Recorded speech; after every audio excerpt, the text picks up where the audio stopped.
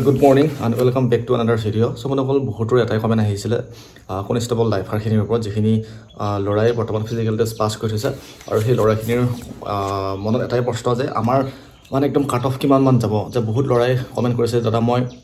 27 number পাইছোঁ বা দাদা মই 28 নম্বৰ পাইছোঁ দাদা মই 26 নম্বৰ পাইছোঁ দাদা মই 23 নম্বৰ পাইছোঁ দাদা মই 22 নম্বৰ পাইছোঁ মোৰ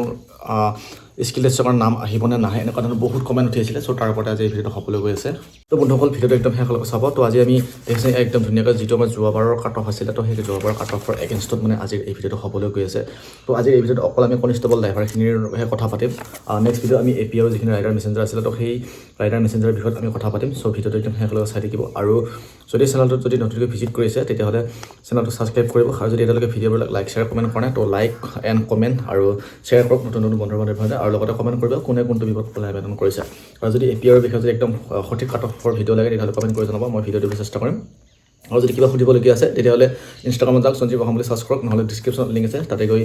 ভিজিট কৰক পেজটো ফ'ল' কৰিব আৰু ডাইৰেক্ট মেছেজ কৰি দিয়ক মই ভিডিঅ' দিব চেষ্টা কৰিম আৰু বন্ধু বান্ধৱীসকল যদি তোমালোকে ছিগনেল চেনেলৰ বিষয়ে যদি ভিডিঅ' লাগে বা যদি ভিডিঅ' চাম বুলি ভাবিছে তেতিয়াহ'লে মোৰ এই ভিডিঅ'টোৰ ডিছক্ৰিপশ্যনত লিংক এটা আছে মোৰ অন্য এটা চেনেলত সঞ্জীৱ অসম বুলি চাৰ্চ কৰি আহি যাব ইউটিউবত নহ'লে ডিছক্ৰিপশ্যনত গৈ লিংকটোত ক্লিক কৰক আৰু চেনেলটো ছাবস্ক্ৰাইব কৰিব তাতে ভিডিঅ'বিলাক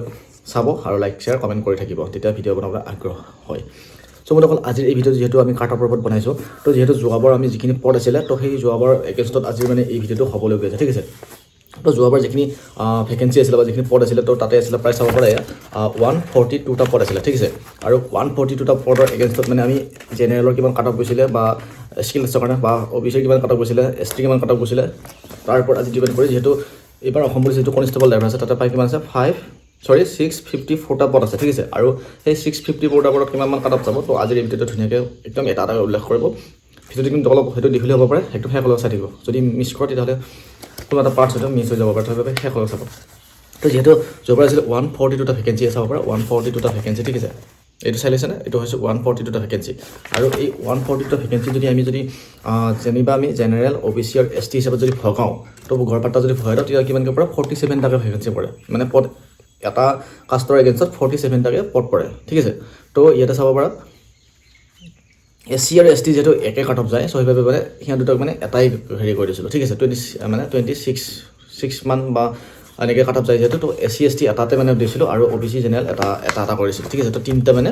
কাষ্টত ভগাইছিলোঁ তো যদি এনেকৈ আমি যদি তিনিটা যদি কাষ্টত যদি ভগাই দিওঁ ঠিক আছে যিহেতু এছ চি আৰু এছ টি একে সমান কাট অফ যায় চ' সেইবাবে মানে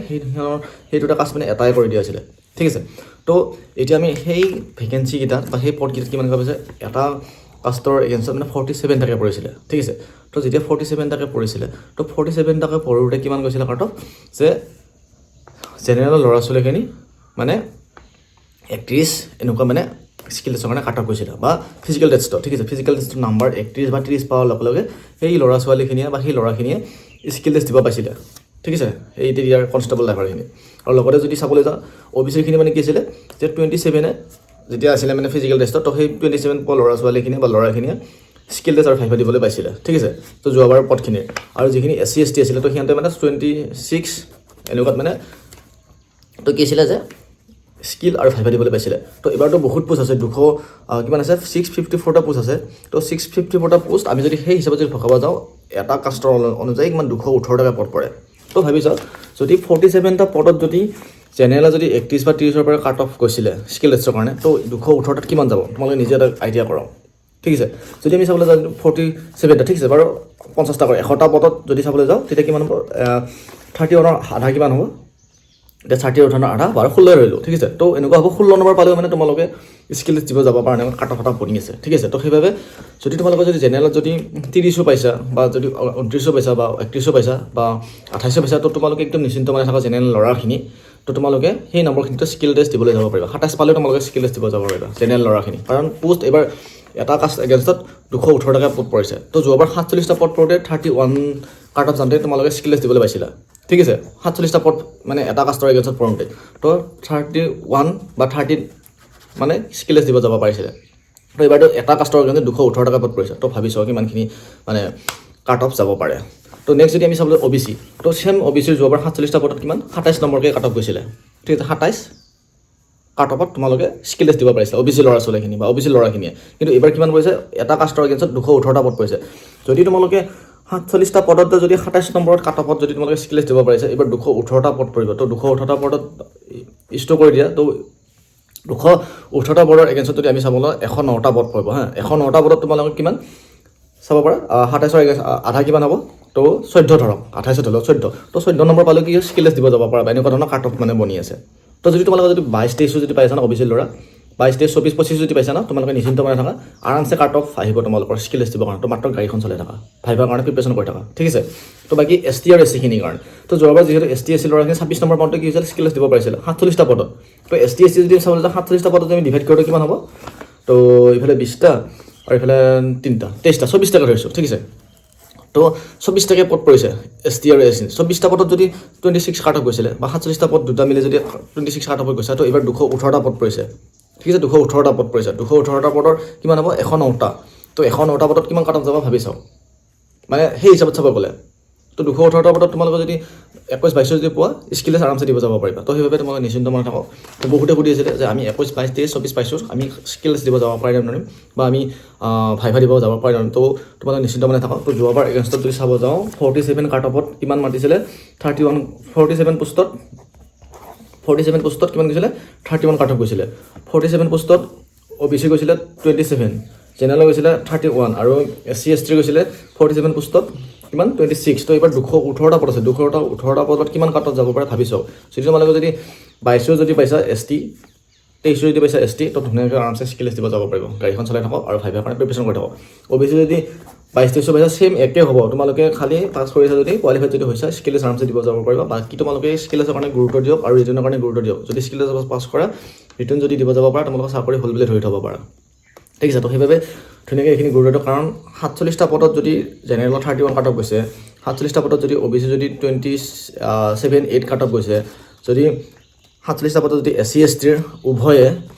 26-27 যদি কাট অফ গৈছে তেতিয়াহ'লে 218টা পদত কিমান কাট অফ যাব তোমালোকে নিজে ডিভাইড কৰক কাৰণ 654টা পদ আছে তিনিটা কাষ্টক ভগাই দিছোঁ 218টাকৈ পদ পৰিছে তো 218টাকৈ পদ পৰিলে কিমান কাট অফ যাব পাৰে তোমালোকে নিজে ভাবে কাৰণ 654টা পদ আছে এইবাৰ তো যদি এনেকৈ ভাবি আছিলে আমাৰ আহিব নে নাহে তো যদি তোমালোকে 21 22 23 24 25 26 যদি পাইছা 27 28 29 30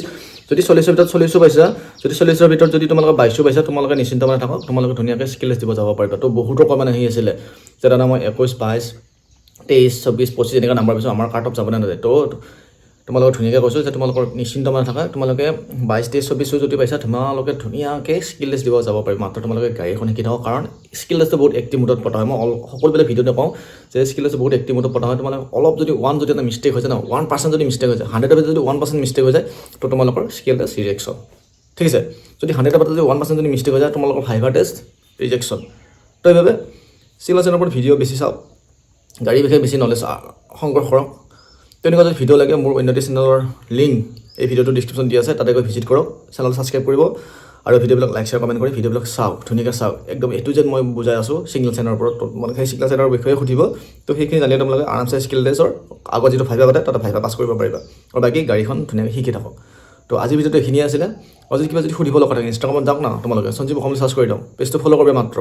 পেজটো যদি ফ'ল' নকৰাকৈ মেছেজ কৰা বা মেছেজ যদি দিয়ে তেতিয়াহ'লে ৰিপ্লাই দিব অলপ টান লাগে চ' সেইবাবে পেজটো ফ'ল' কৰিব আৰু বাকী মেছেজ কৰক কেনেকুৱা ধৰণৰ কি লাগে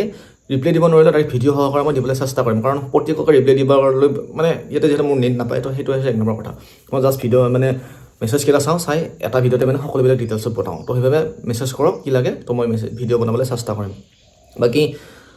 এনেকুৱা ধৰণৰ ভিডিঅ' পাই থাকিবৰ কাৰণে চেনেলটো ছাবস্ক্ৰাইব কৰি বেল আইকনটো প্ৰেছ কৰিব আগতীয়াকৈ নটিফিকেশ্যন যাব কাৰণে বাকী অন্য ভিডিঅ'ত আকৌ আহিছোঁ উন্নতিৰ সময়ত উন্নতি টিপছৰ কাৰণে মানে উন্নতি মানে এপিআৰৰ যিখিনি কাট অফ যাব ন তো এপিআৰৰ ফুল কাট অফৰ ভিডিঅ' লৈ আহিছোঁ তো ৰাইডাৰ মেছেঞ্জাৰ নেক্সট আমি কমিউনিকেশ্যনৰ একদম ফুল কাট অফৰ লৈ আহিম চেনেলটো ছাবস্ক্ৰাইব কৰি বাকী নেক্সট ভিডিঅ'ত আকৌ আহিছোঁ উন্নতিৰ সময়ত উন্নতিৰ টাইমত তো আজিলৈ বিদায় জয় হিন্দ জয় অসম বন্দে মাতৰম বাই বাই